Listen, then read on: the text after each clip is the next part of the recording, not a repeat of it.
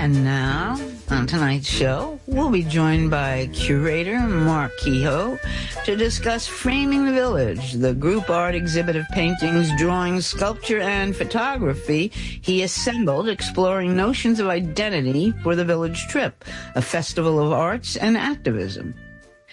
This is Marc Kehoe's third annual curatorial collection for the Village Trip.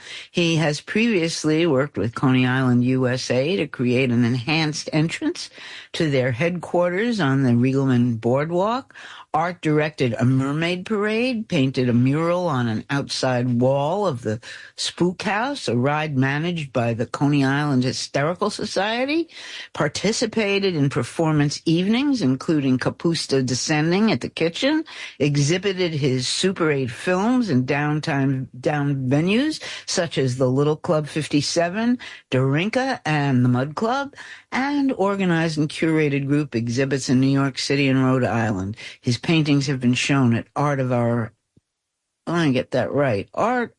the Art Lab Gallery. No, it's the Art of Our Times, the Art Lab Gallery at Sailor's Snug Harbor, the Coney Island Museum, La Mama Galleria, the Brooklyn Waterfront Artists Coalition, Clemente Sotavella Cultural Center, the Manny Cantor Center, the first annual Figment Arts Festival on Governor's Island, and in many private collections. So, welcome to this show, which you've been on the previous, I believe, 2 exhibits of the village, this village festival, and talk a little about your choices, really, your curatorial choices. You're primarily, of course, a painter and an accordion player and an artist. But being a curator is sort of an adjunct profession to being an artist oneself, isn't it?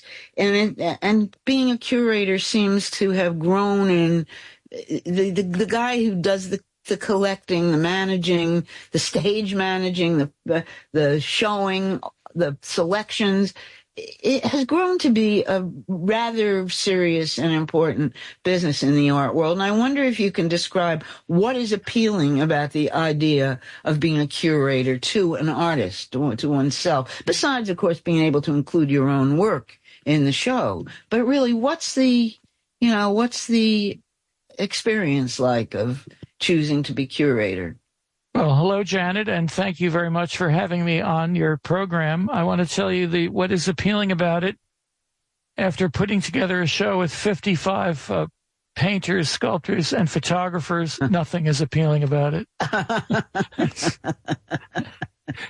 Dealing with 55, there's 56 people in the show, so 55 artists other than myself. It's a pleasure for me to interact with these people because I myself am an artist and I like to, I enjoy seeing other people's work. I enjoy looking through the work and being able to, think, well, this will look better with this, or this is stronger, and then dealing with those artists, making studio visits, having them offer me all organic hot hors d'oeuvres when I go to their studios. They try to win you over, huh? Yes, indeed. You didn't have to win yourself over, though. You just had to choose what you wanted. Right. So I guess artists do they go to each other's shows. I know it's part of the necessary social life of an artist is to view each other's works and see what's happening.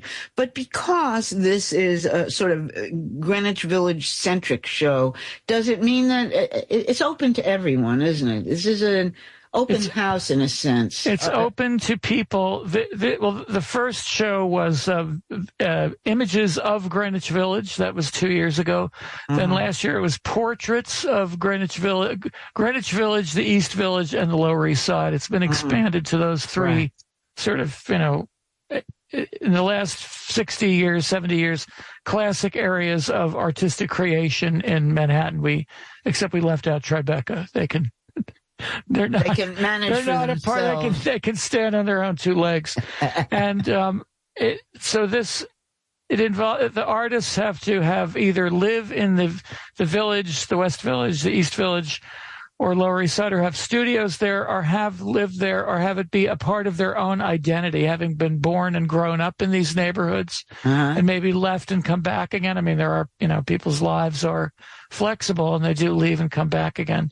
And it's interesting to me to also present a show that sort of showcases the fact that there are working artists in these three neighborhoods. We tend to think, due to the way things are written about, that everything has shifted to Williamsburg and then Bushwick and then East Bushwick, and it'll eventually, end up in, Rockville Center out on Long Island. I'm hearing Ridgewood. It is Ridgewood now. I recently went to a really great show in a Vietnamese restaurant in Ridgewood, where they put out the greatest food at the opening. It was really something. Right. The art was really good also, but the subject of art is hors d'oeuvre. There are still many functioning and dedicated artists in these neighborhoods, which is a heartening idea to me, because the neighborhoods have changed so much over the past 25, 30 years. You mean all of them? Yeah. Yes, and this is, although, what's interesting particularly about this show is how little it resembles the Greenwich Village art shows of yore. The Village was in its truest heyday, I guess, in the 20s and teens and 20s, with Edna St. Vincent Millay and Eugene O'Neill and Edward Hopper and artists of and Marcel Duchamp. John Sloan and also Marcel Duchamp, and Man Ray was here before 1921. And Right. So that was the true heyday, and the sort of rip-off period came much later, when everybody anybody who put oil to canvas could have a show on whatever it was, University Place, the Washington Square thing, and it was pretty bad stuff. I can't even remember if it's closed or open anymore, if it no longer exists. It was definitely not a professional show. It was an amateur show, and this is definitely not. It has a different standard, and I'm curious to know what the curator's standard is. Just your own taste? Does it matter whether the artist has been, trained or shown before, or has a... I would... There's also, within the field of what they're doing, like portrait photography, how strong is this portrait, or how revealing is it, or what's the quality of the quality of the image. It's the same thing with painting. And also, but when you're describing the Greenwich Village Art Show happened in the 1930s, when the abstract expressionists were also sort of incubating at the Waldorf Cafeteria on 6th Avenue, and then about to explode in later years. A lot later. Some of them did explode. Jackson Pollock used to throw his paintings out the window on 8th Street, paintings that he didn't like. So I look to see. Well, wait a minute before you go on with that. The abstract expressionists showed in the Greenwich Village Art Show? No, well, I think Jackson Pollock showed us some sketches in the early. In the first Greenwich Village Art Show when he was still considered an amateur. I guess he was considered, a young artist shows anywhere, shows somewhere. Got to show. That's right. Got to get it out there. That's right. Yeah. But it was a different environment. It wasn't, this gallery opening is pretty serious. The work you've selected anyway.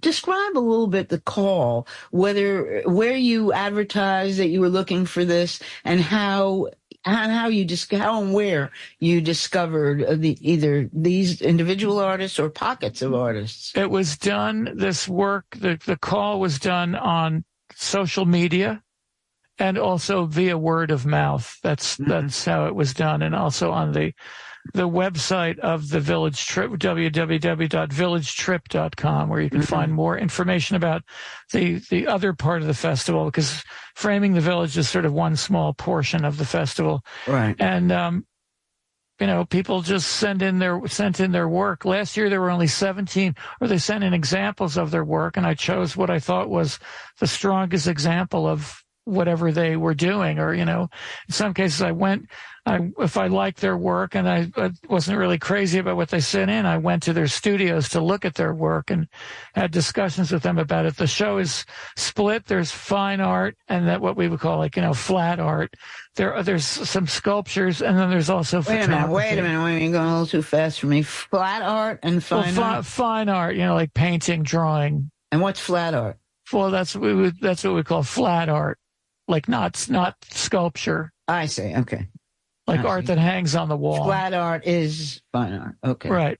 Okay. Right. Stuff that hangs on a wall. Okay. Right. And I don't know. It's also, it's interesting to me. Also because it was an open call this year, there were numerous people who said to me who are sort of what might be considered older, a label which I really detest because an artist's career, age really has not much to do with it, I would say. Right. Especially when all these women artists are appearing who are 100 years old. That is correct. Waiting for their moment, or not waiting for their moment, painting through the moment. There are many people, numerous people in the show who came to me and said, I was an artist and then, years ago, and then I had to get a job and so I could, maintain, pay my rent. Mm-hmm. And now I'm slowing down on that. I want to be an artist again, which is something that was was interesting to me. Yeah. That these people are still pushing along and fighting to do whatever their work is. The ones whose parents said, you want to be an artist, get a teacher's license. My parents said journalist or dentist. Well, dentist would be, yes, I think they would have been right on that. Journalist might pose some problems, particularly. Definitely. But dentist, getting killed is one. Right. I knew somebody whose father, I think, created bathroom partitions and made quite a sum of money out of the bathroom partitions. Did he paint them? No, he designed them and then manufactured them. Oh, okay. I don't think he painted them. They were painted in the factory. The work in the show is not painted in the factory, although Andy Warhol did call his studio the factory. The factory. Well-known thing. In his case, it was correct. And so also there's numerous women in the show because I think it's important to showcase women's art. And they'll get there anyway, Mark. 100 and 102. They week it out until they can be shown, and then they are. But glad to see you're giving them a head start. Well, there are, many people that nobody knows about them until they're dead or they're they're very old, and then all of a sudden they've survived so long that they get some attention. Now, since you did visit most of these people, I find it interesting, too, that so many people returned to their artwork once the seemingly best years of their lives were spent at other work. Were they relaxed into doing the work that they started out wanting to do? I mean, what was the adjustment that they made? Were they bitter at having wasted all that time earning a living? No, they didn't seem bitter. And the best years of an artist's life are when they're working. Yeah. When they're doing their work. That's the best part of an artist's life, I would say. Yeah. No, they didn't seem bitter. They actually seemed pleased and happy and delighted that they were, that they could do their work, that they could go on doing their work. Mm-hmm. So, And when you went to their studios, were their studios better equipped than you recall a beginning artist studio? I mean, were they rich enough? Some yes, and some no. Yeah.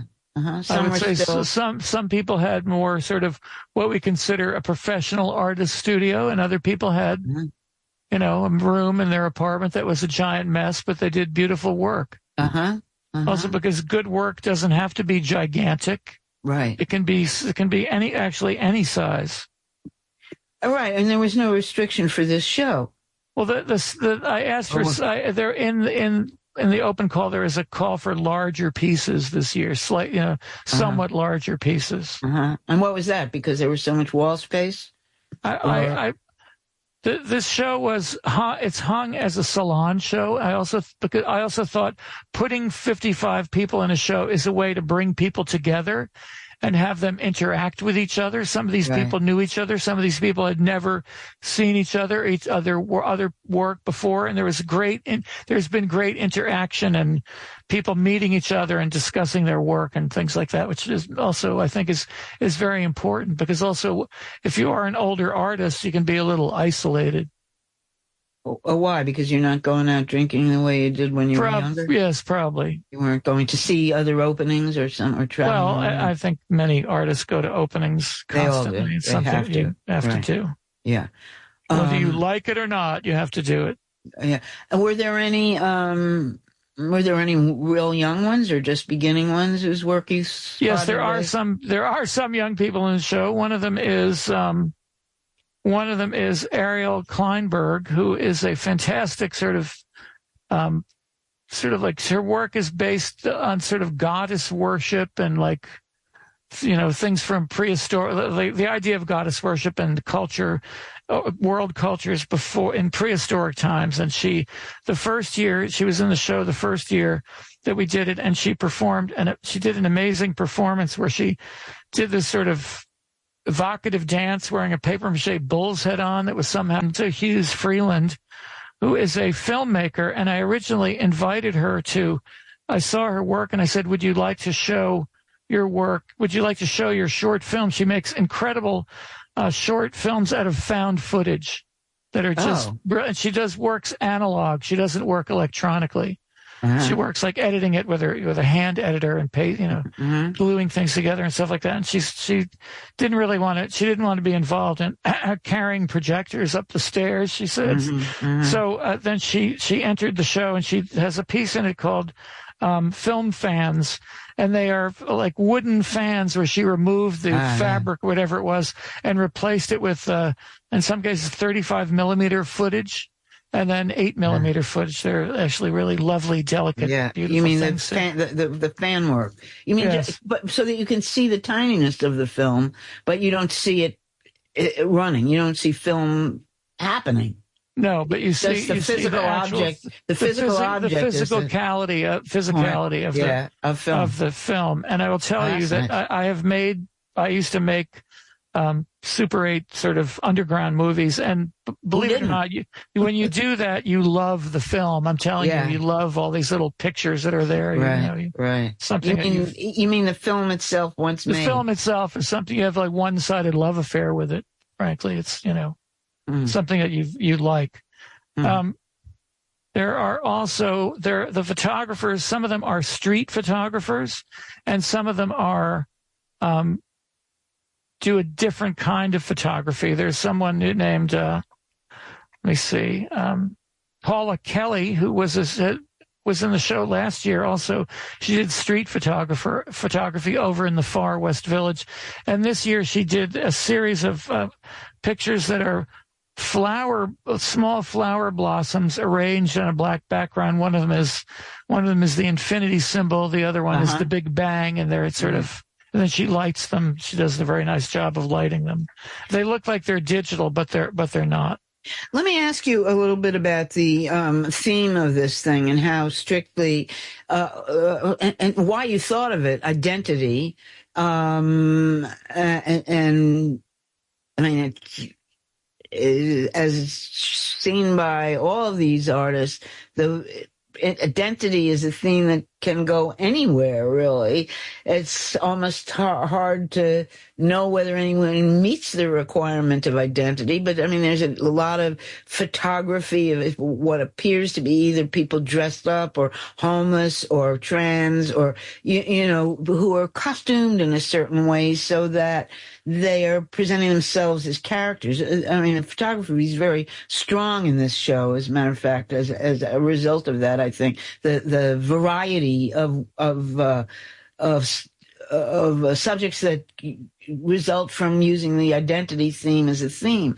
But why did you pick it? And did you know that it was fertile as it turned out to be? Well, but identity, like how is your identity influenced by living, working, or, sort of relating to the 3 downtown neighborhoods. I see. Like and that can be, your identity can be influenced by the building that you live in. Right. by the rats and roaches that are crawling around. Well, I didn't see any rats or roaches, thank goodness, in this film. No. Anybody retrieved of the village. Certainly, Greenwich Village is the seen as like the sort of the birthplace of the gay liberation movement. So gay culture was at one time very and a strong identity in the neighborhood. Also, the East Village has a more sort of like alternative lifestyle in a different way, like punk and sort of anarchist. Definitely. That kind of like leftist kind of in general identity. So how has your identity been formed by coexisting with other people, interacting with other people, in these in these neighborhoods, which are powerful places to live, I would say, even now, in a time when we feel like life in New York has been sort of watered down to a degree, not really what it used to be. Still less watered down than the corner of 14th Street and 8th Avenue, 7th Avenue, or 6th Avenue, even worse. There's an avenue that's gone to hell. Yes, yes, exactly. I mean, a street that's as big as an avenue. 14th. Yes. Anyway, all of this action takes place. That is the demarcation line between the village and elsewhere, right? Below 14th Street. Yes, so it's activity in general below 14th Street. So between 14th and Delancey. Between 14th and Delancey. Oh, okay. I guess we've cut out Little Italy because there's no Delancey Street there. There's Kenmare, the extension of Delancey, but there's no Delancey. But wait a minute, were you very strict about the geography? Yes. Oh, really? So if you lived, so if you lived above 14th Street, you were out of luck. You couldn't. Yes. Oh, did you create this theme for yourself? So you could be in the show too, or? I will tell you how the show came about. Elizabeth Thompson, who is an author, she's written, I don't have the titles with me, a bio of Bob Dylan and a bio of Joan Baez. She is British, and I met her on the subway going to the first Women's March on the Upper West Side. Wow. We began talking, and we kept in touch, and she started the Village Trip. And now she works with a guy named Cliff Pearson. They're a team, and they put the whole festival together. And I originally, in my conversations with her, said, can't there be an art part of the festival? Because art is a very exceedingly important element of the village and the neighborhoods that we discuss. And that's how it came about. Wow. So what Women's March was this? What year? I don't remember. Oh, this most recent Village March? No, the first Women's March. Maybe it was the second Women's March. The first Women's March was in Dag Hammarskjöld Plaza. The second Women's March. Are you talking about this decade or way back when? No, this decade. The first Women's March. Oh, okay. Was the Pink Hat one. And that was in Dag Hammarskjöld Plaza. Okay, fine. Okay, gotcha. So it's still a nice long time away to begin to think about including an art arm of this. What is this? Otherwise, visiting. We'll talk about this after the music break. Okay, and we'll return. I didn't realize we had jumped so far ahead. Let's, if you don't mind, play a song that I've chosen about identity, and I'll tell you why when it's over. The reason, that was Sammy Davis Jr., and this is WBAI, and I'm Janet Coleman here with Marc Kehoe discussing the Village Trip art exhibit on West 8th Street, and I'll give you the address before it's all over. And I chose it because it's about identity. I've got to be me, and Sammy Davis Jr. is one of my at least 5 favorite singers. I think he's so underrated as a jazz singer. You agree? Yeah, I love him. Isn't he the greatest? Anyway. I have a 45 of that old Black Magic, and when I have a turntable, I play it over and over and over again. Get that? Well, one thing, they don't have this blaring at the art show. No, but But it wouldn't be The bad. art show is silent. There is silence in the gallery. You retreat into your own aesthetic taste there. Other than people muttering about how beautiful and wonderful the art is, that's what you hear. Well, you do, actually. People were kind of were impressed with it. And because, as I say, this village exhibits of villager art is not really always as sophisticated as the stuff you have chosen. And the sculpture also, or the pieces that were not what you call flat art, paintings, were also tremendously interesting and inventive. There was a piece hanging in the window for people who are afraid to climb the stairs of the gallery that was very beautiful, and it was made of, I don't know, odd stuff. What was it? It's Jody. That's Jody Morlock. Yeah, Jody Morlock. And she is a fantastic woman artist. She painted the murals in Pangea, that club and cabaret over on 2nd Avenue. She has done, she does painted leather jackets and clothing, and they're painted with sort of modernist figures and heads that have been shown at Bergdorf Goodman. That's above 14th Street. And also at Patricia Field. It's across the street from some wretched place, too, Bergdorf Goodman. At Patricia Field. And she does, what she has in the show in the window are painted T-shirts. She wanted to do that. She thought it's also reminiscent of 8th Street when it was bustling, when it was the shopping street of Greenwich Village. It was the shopping street and the Beatnik shopping street. That's right. Artistic jewelry and clothing. That's right. And stuff like that. That's right. Silversmiths. Right. And so it also was. In fabulous fact, bookstores and things like that. This place probably was some place where you could get odd, abstract, oversized silver pendants and stuff. That's right. I will tell you also to Sam Kramer's or something. Move away from Jody Morlock for a second, is that on exactly that level, the parlor level in the next door building is where Man Ray lived for a number of years. But when he was establishing himself as an artist before he moved to Paris in 1921. So you're close Marcel to Duchamp would have been over there. They would have been over there playing chess and smoking cigarettes and taking pictures of metronomes and things like that. Or stealing toilets. Stealing urinals from the women artists that created the art. Work of art. Jody Morlock's sculpture is a hanging sculpture, and I was talking to her about it. She has a laminating machine. She laminates paintings that she does or found photographs, and then she sort of puts them all together using grommets, and she has a laminating machine in her house. Wow, what is that?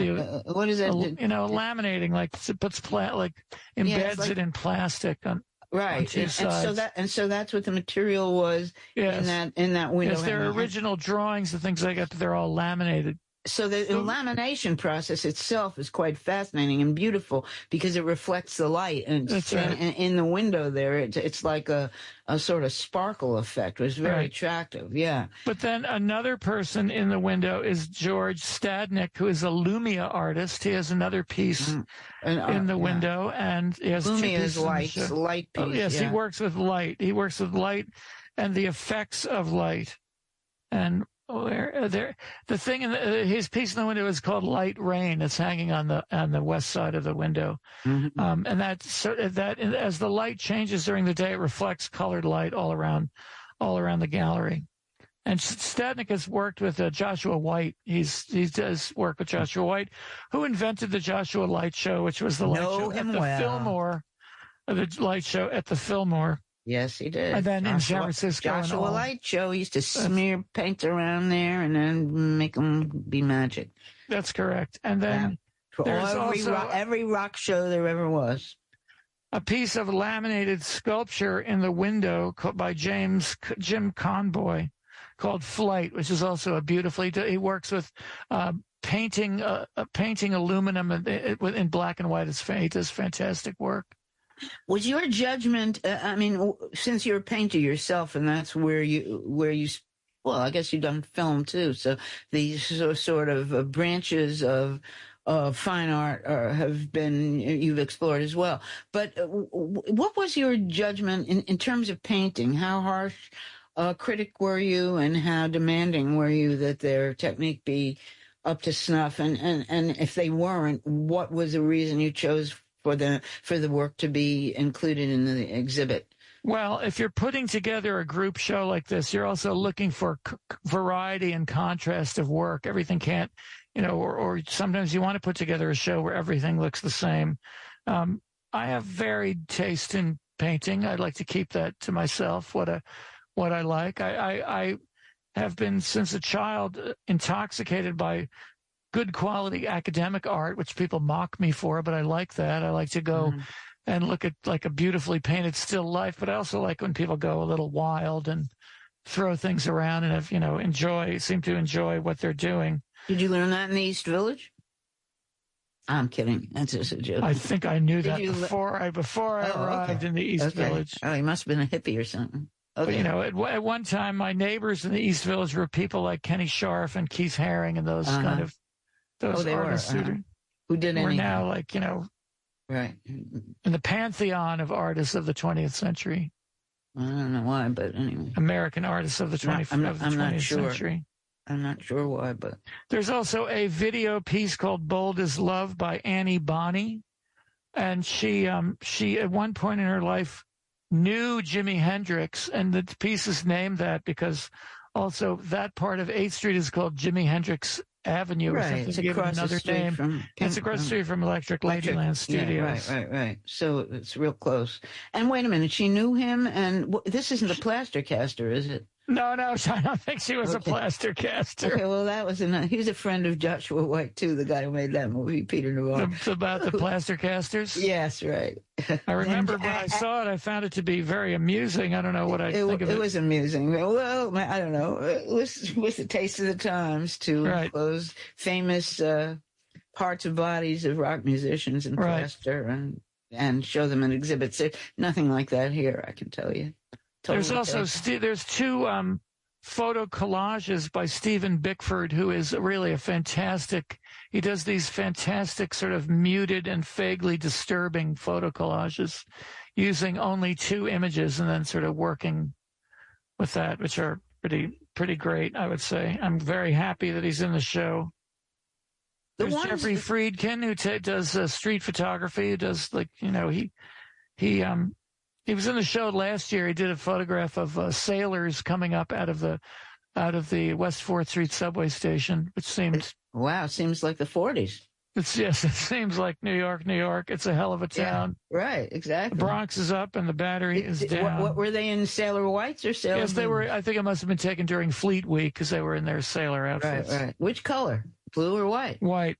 Oh, okay. I don't remember it from last year, but white. But then there's Charlie Schick and Regina Bartkoff, who both have pieces in the show. They run a gallery on East 3rd Street, a gallery and performance space on East 3rd Street. They do a fantastic job of sort of keeping continuing the sort of free-form and very accessible art life of the East Village, continuing going on. They have performances in the backyard of their space. They do a great service, and they show great work there also. They're artists themselves. There were some notable paintings, I thought, just for the skill and the evocative sense of Greenwich Village, of just, little brownstones and just neighborhood places in Greenwich Village, which is, it's so remarkable because it's, unless you are a denizen of Greenwich Village and have been forever, the villaginess of them is so striking and so unique, I mean, there's a Karen Garris painting of a tenement, a red painted tenement, which I thought was so evocative of downtown life, of those thousands and thousands of buildings that we have lived in or still live in, or that are still around, that people are living in. And there's also, because it is old. I mean, that's part of what is true about all of these villages, is how old they are in terms of their art centricness, and how old they are in terms of the movements of art in New York City. Yes. Where it started, where it continues to go, and where it never has really stopped. And the Hudson River School kind of started in New York also. There was the 10th Street studio where the Hudson River School artists had their studios and stuff like that. Mm-hmm. There's Nick Savitas, who does these sort of almost photorealist. He does a lot of cityscapes. His piece is called Love on Orchard, and it's a sort of graffiti. It's a building on Orchard Street with a graffiti mural that says "Love, Love, Love." Right. The new Orchard Street, not the Orchard Street of our. That's your grandson. What a nice boy. Not that Orchard Street. Right. You don't want this, darling. Different world now. You wouldn't want this for your. You call that a lining? Yeah, right. That's right. I think you shopped on that Orchard Street. Sure have. Mm-hmm. Was dragged there as a child. Were you ever dragged there, sent there? Not dragged, no. My mother would like something like that. She actually worked on Division Street, which doesn't exist anymore, for a long part of her life, in the cut and suit business. Orchard Street was a little more for tablecloths and bedspreads, but it was very. But it was also children's clothes. That's why I was right, and there. Children's clothes. Oh, I see. That's right. You could buy a whole wardrobe there, darling. So that's a. But mommy, the sleeves are too long. You'll grow into it. Yeah, right. Exactly. So there's no cartoons in this show, is there? No, are there? No. There are. Yes, there are. Lewis Muller comic parts. Oh, he did these drawings that are sort of disjointed, sort of oil stick drawings of different cartoon characters. They're on the back wall of the gallery. Next to Sylvie Ball's tribute to my mind's gone completely blank. To an artist that just recently died. The New York Times called him at one point the contemporary Caravaggio. Who was that? Now, if you forget his name, that'll be a mistake. Frank Stella. Frank Stella, that's right. The tribute to Frank Stella. Right, who lived on my street, actually, but don't say what it is.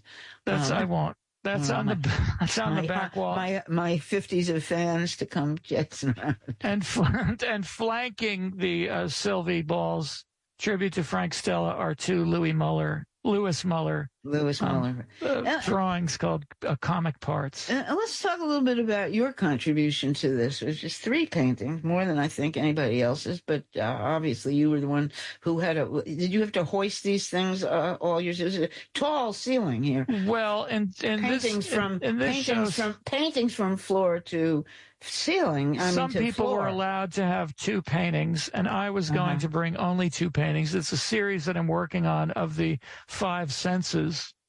And then there's 3 of them. There's 3 of them. I was urged by the other artists in the show as we were hanging the show, and I want to thank all of them who did a great job in 2 days we hung the work of 56 people. Some of them, many people had 2 pieces. And then I was urged to bring the 3rd piece. They said, Mark, 2 are not enough. Right. You did this hard work. Go ahead and. Well, so are there people in here who have never shown before, who have been working away for hundreds of years? I mean, I think that maybe in this case. Yes. I don't know if they've never shown before. There's Lynn Maripodi, who has a painting with a red background of a street person. And she's another person who said that she worked for years doing something else and now wants to be a painter again. I don't know how often she has shown. The first year there were some people that came up to me and said, "Thank you for putting me in this show. I've been feeling very isolated." That's another problem with the artist, because in order to do your work, you have to be isolated, and it makes you tired. And then, when you finish working, you want to go take a nap or something. That's why artists and writers drink so much, or did. Now I guess they don't have to. They use the internet. Now they just have gummies. Yeah, right. I guess. Yes, that's right. Well, they always have everything if they want it, but there is a lack of collegiality involved in working alone. You got to just be there with your own mind. So, right. But artists are much more social than writers, I think. Yes. Because it really requires, not sitting home reading and doing more into it. So, work alone, but getting out and seeing what other people are doing. That's right. This is good, more physical. Talk a little bit more about your 3 paintings, which had some a sort of intellectual concept behind them, the five senses. One is seeing, and they're presented, they're titled as questions. What do I see? What do I hear? That's vision. What do you see? Yeah. Then there's hearing. What do you hear? And what is that aroma? And that's the senses. And one that I think focuses on the nose, the other on the but eyes. They're also other on the ears. At first view, they seem like surrealist, sort of surrealist. Yeah, they do. They seem a little Dali-esque. But on the other hand, they're also based on academic painting because all the eyes and ears and noses are taken from other paintings. From old master paintings or 19th century paintings. So that is the interesting part of them. And who did you? Who were the inspirations, or whose eyes are they? I can't give away all my sources. Why? Have you asked them permission? Sometimes also I have a huge sort of inspiration collection of pictures, and so I thought, I have those ears or I have those eyes. I like to people watch and like sometimes focus in on their noses as they're walking by, or their ears. Don't you ever do that? Think like, wow, look at those ears, or I'm thinking it over. I'm working on touch. No, I don't think taste. I do. I'm working on touch and taste. Look at their clothes. You look at clothes? I'm trying to think whether I do look at people's noses first, or I'm not I always look at the physicality of the person. How long their arms are. How. Well, I don't look at them to repeat or to recreate their physical look. You do. Yes. Although I would have to, if I were writing about it, I'd have to have some sense of what. So I think I look at their eyes. I don't know. I've always judged people I think well, look at the size of those feet, or maybe hair. Maybe their hair, and wonder where they get that person has such a short neck, or that person has such a thick or skinny neck, or so different, really, a way of retrieving information or what you focus on. So yours, I think, is more. I don't know, less judgmental. Less judgmental? Yeah, I mean, you look at the ear and you don't say, that's an ugly ear. You say, this is how you draw that ear, or something. Well, it's all different kind of ears, because perhaps we might say that all ears are beautiful. Oh, that's right. You have much more of a sense of that. I wouldn't. All noses are beautiful. No, I wouldn't think that. I would think that's an ugly nose. Also, for artists, or that's a fixed nose. That's been many artists that would say, who will paint realistically at one time or another. Eyes are fairly not that difficult to paint, but ears and noses are difficult. When it comes to the ear or the nose, it takes sort of study and a lot more effort than other things do. Harder than hands and feet? No. No. Hands and feet are the ultimate. That's the ultimate, huh? The ultimate in horror. Which hands or feet? Which is the hardest? Well, when you go to a museum, and sometimes I go to a museum and I look at the older paintings and I start noticing, like, wow, look at those feet. They're so incredibly painted. And hands are but feet can be disguised. Hands, they're. You wear shoes, you mean? They can have shoes, or they can be. Well, not in ancient times, because they had those sandals, Right. So they had to know how to do toes. You can go look at Poussin paintings at the Met and notice, as I did recently, that he did a great job with feet wearing sandals. Right, exactly. He did a really great job. I think, like, wow, that's really something. Yeah, and like also Courbet does fantastic and expressive hands, and it looks like they're dashed off pretty quickly or strongly, depicted, not like they're overworked or anything like that. And particularly hard when you're painting, right? It's sort of easier to draw than to paint. How many? Yes, but then there are people, I think, who have made studies of ears and can just whip them out. That's why those old-timey paintings, sometimes there were people that, like Rubens, did a certain kind of thing, and then there was other artists that would do the animals, or there'd be like a lot of silver goblets, and there'd be another artist that would paint the silver goblets. Ah. What do you mean? They collaborate on the master's work? Yes. Yes. So the master would call in the foot guy or the or the silverware guy or whatever. Yes. That seldom happens now, or does it? I mean, I think it happens quite a bit. It still happens that your assistant. Jeff Koons was another person who was around in the East Village, like hanging around in the East Village, and people criticize him because he has other people do his work, but that's just a tradition.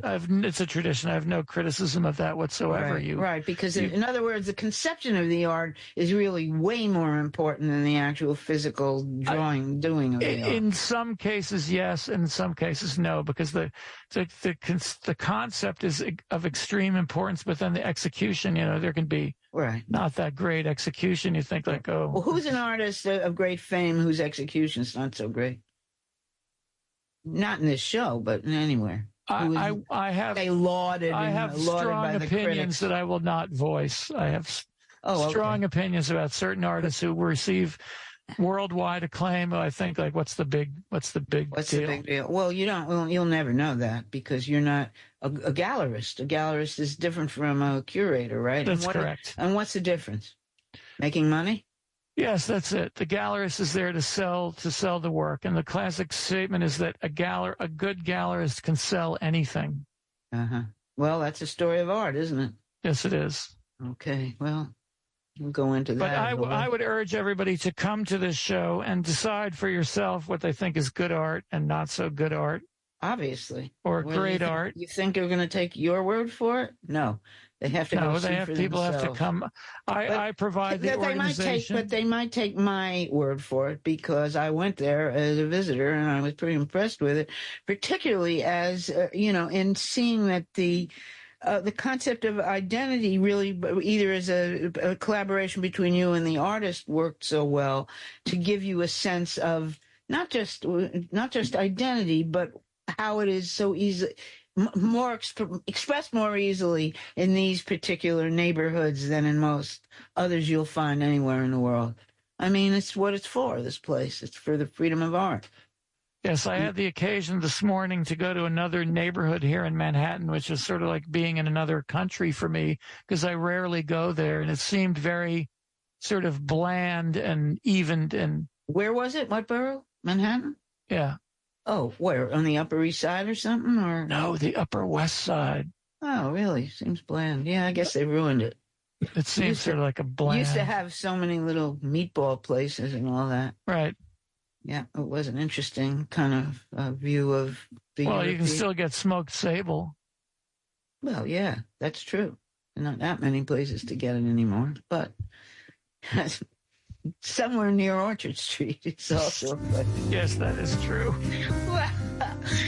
Well, you've been listening to Cat Radio Cafe, heard Tuesdays at 9 p.m. on WBAI.